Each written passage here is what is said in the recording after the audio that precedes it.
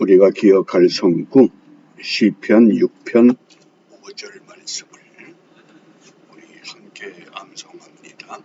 사망 중에서는 주를 기억함이 없사오니 음부에서 주께 감사할 자 누구리까. 아멘. 이 지옥 같은 생활은 환경이 나쁜 탓만이 아니라 감사가 없을 때, 감사할 줄 모르면 아무리 좋은 환경이라도 지옥 같은 삶을 살아갈 수밖에 없다고 말씀합니다. 우리 이번 주 추수감사주의를 앞두고 내 감사가 무엇인가? 나는 정말 무엇을 감사할 것인가? 내 감사를 찾아내서 함께 진정한 감사 예배로 모여지기를 소망하며 오늘 읽어야 할 말씀이 요한복음 12장과 13장입니다. 특별히 묵상의 주제가 요한복음 13장 17절 말씀, 너희가 이것을 알고 행하면 복이 있으리라. 알고 행하면 복이 있을 것을 약속하십니다. 이 말씀의 배경이 어떤 배경입니까? 예수님께서 이제 십자가를 지시기 전에 제자들의 발을 일일이 씻겨 주셨습니다. 그때 예수님께서 제자들에게 남기셨던 예수님의 부탁입니다. 너희가 이것을 알고 행하면 복이 있으리라. 이때 이 복이라고 하는 것, 우리가 일반적으로 생각하는 그런 복이 아닙니다. 이 헬라어 성경에서 마카리오스라는 단어를 사용하는데 우리 마태복음 5장에 8가지 복을 말씀하십니다. 심령이 가난한 자는 복이 있나니 그 복이 마카리오스입니다. 어떤 이 세상의 물질적인 또 육신적인 그런 복이 아니라 좀 더 차원이 높은 신령한 복, 영생의 복, 영적인 복, 이것을 말씀합니다. 그러니까 알고 행하면 복이 있다. 우리가 우드사이드에서 사역할 때 그 교회 앞을 지나다니는 노숙자들이 여러 명 있었습니다. 그 중에 한국 사람 이남선 씨라고 노숙하는 분이 계셨는데 한날은 그분이 주머니에서 작은 어떤 새 조각을 꺼내 보여줍니다. 목사님, 나는 이것을 늘 가지고 다닙니다. 그것이 무엇이냐 물었더니 지남철 자석입니다. 그래서 이 재활용통을 뒤질 때마다 대개 일반적인 노숙자들은 페트병이나 알루미늄 캔을 수거하지만은 이분은 자석을 이용해서 이 쇠붙이에다가 자석에 붙으면 그건 고철이고 붙지 않는 납제품, 구리제품, 주석제품 이런 고가의 이 금속 재료들만 수집을 해서 똑같은 거리를 왕래하지만은 다른 노숙자들보다 평소 2배, 3배 정도 더 많은 이득을 얻는다고 하는 겁니다. 그게 알고 행하는 겁니다. 내가 수거해야 할 것, 그 중에서 더 가치가 있는 것. 그러면 우리는 신앙생활 하면서 이 복이라고 하는 이 마카리오스가 어떤 세상적인 것이 아니라고 할 때 과연 우리가 무엇을 알아야 되겠습니까? 신앙생활에 승리하고 성공하기 위해서 우리가 알아야 할 것이 무엇이냐? 그 대표적인 우리 소요리 문답 제 첫 번째 질문에 사람의 제일 되는 목적이 무엇이냐 그랬습니다. 사람의 가장 으뜸되는 목적. 그래서 그 답변은 사람의 제일 되는 목적은 하나님을 영화롭게 하는 것. 우리 한 사람 한 사람을 통해서 매일의 삶을 통해 하나님을 영화롭게 할 수 있는 삶. 그것이 바로 우리가 택해야 할, 우리가 살아내야 할 이 땅의 삶의 목표가 되어야 합니다. 하나님을 영화롭게 하는 것. 그리고 두 번째는 그를 영원토록 즐거워하는 것. 뭡니까? 무엇이 기쁨인가? 하나님만 즐거워하는, 하나님만 즐거워하기 위해서는 세상의 어떤 조건과 어떤 가치도 이것을 능가할 수가 없다고 하는 교훈입니다. 사람의 제일 되는 목적은 무엇인가?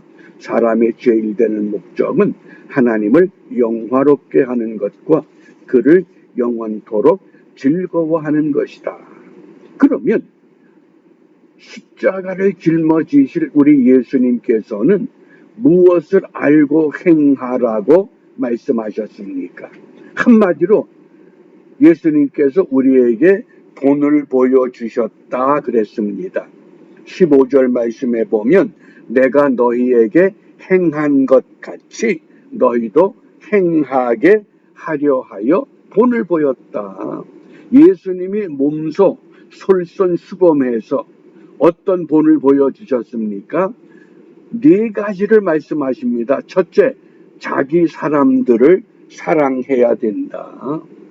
자기 사람들, 예수님이 이 땅에서 선택했던 12제자, 그 제자 가운데 가룟 유다 속에는 이미 예수님을 팔아넘길 사탄의 생각이 지배하고 있습니다.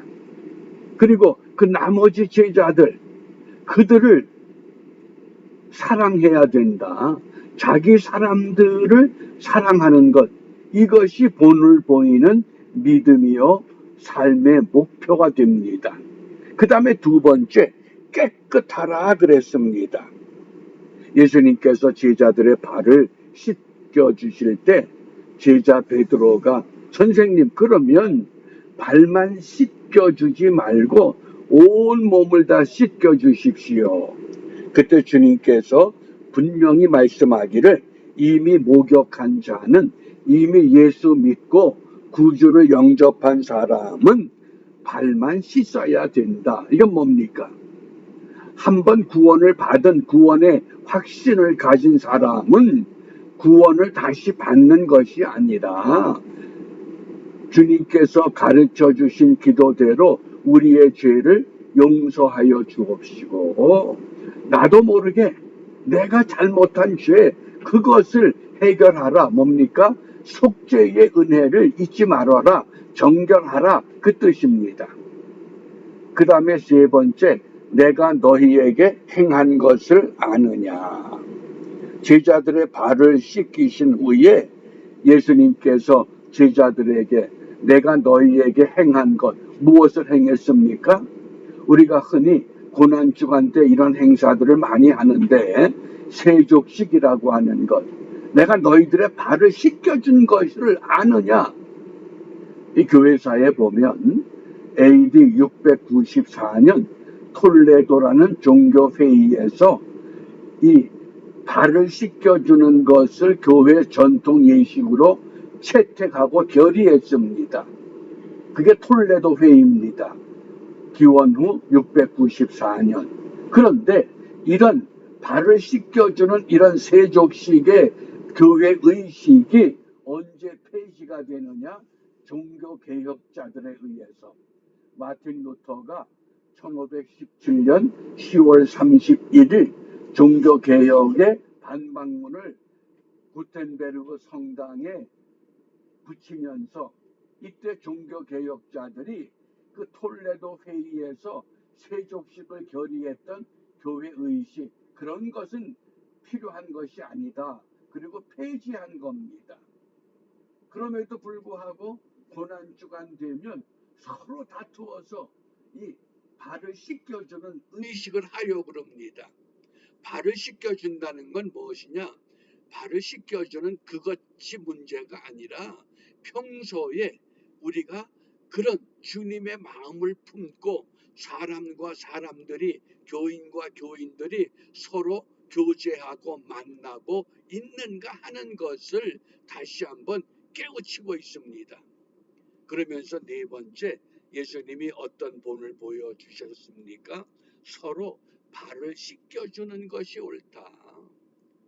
한 사람이 어떤 누구만을 하는 것이 아니라 여기 서로 발을 씻기는 것이 옳다는 겁니다. 서로 겸손하게 섬기고 서로 사랑하고 서로 나누고 서로 교제하고, 그런데 과연 이런 서로의 관계가 정확하게 이루어져 가고 있는가? 그렇지 않다고 하는 우리가 현실을 볼 때마다 때로는 참 답답하다. 우리 주님이 얼마나 답답해 하실까? 우리 주님은 손수 본을 보여주셨는데 우리가 그렇지 못한 삶을 여전히 고집하면서 내가 하나님의 백성이라고 주장할 수 있는 분명한 자격이 되는가? 우리 자신들을 살펴보면서 이 아침에 무엇을 기도합니까?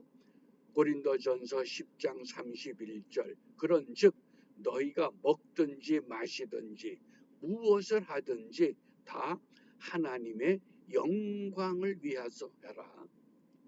모든 것들이 우리가 배가 고프면 나를 위해서 먹지 하나님의 영광을 위해서 먹는다는 생각합니까? 우리가 잠을 자면 나를 위해서 잠을 자지 내가 하나님의 영광을 위해 쓰임받기 위해서 내 육신을 쉬게 하노라, 그런 생각해 보셨습니까? 무엇을 하든지 하나님의 영광을 위하여 하라.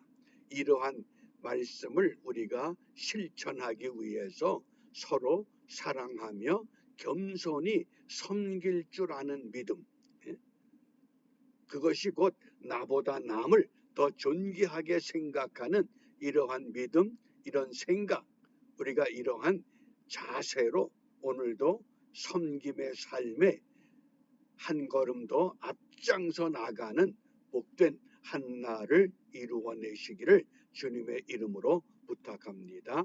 기도하겠습니다. 은혜가 풍성하신 하나님 감사합니다.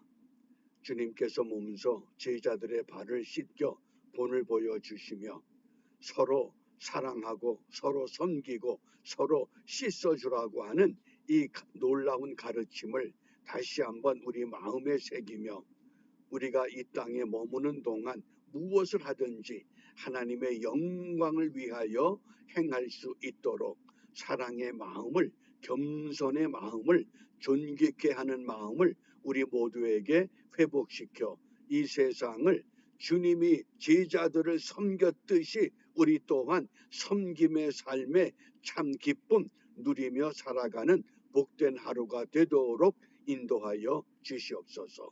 예수님 이름으로 기도합니다. 아멘.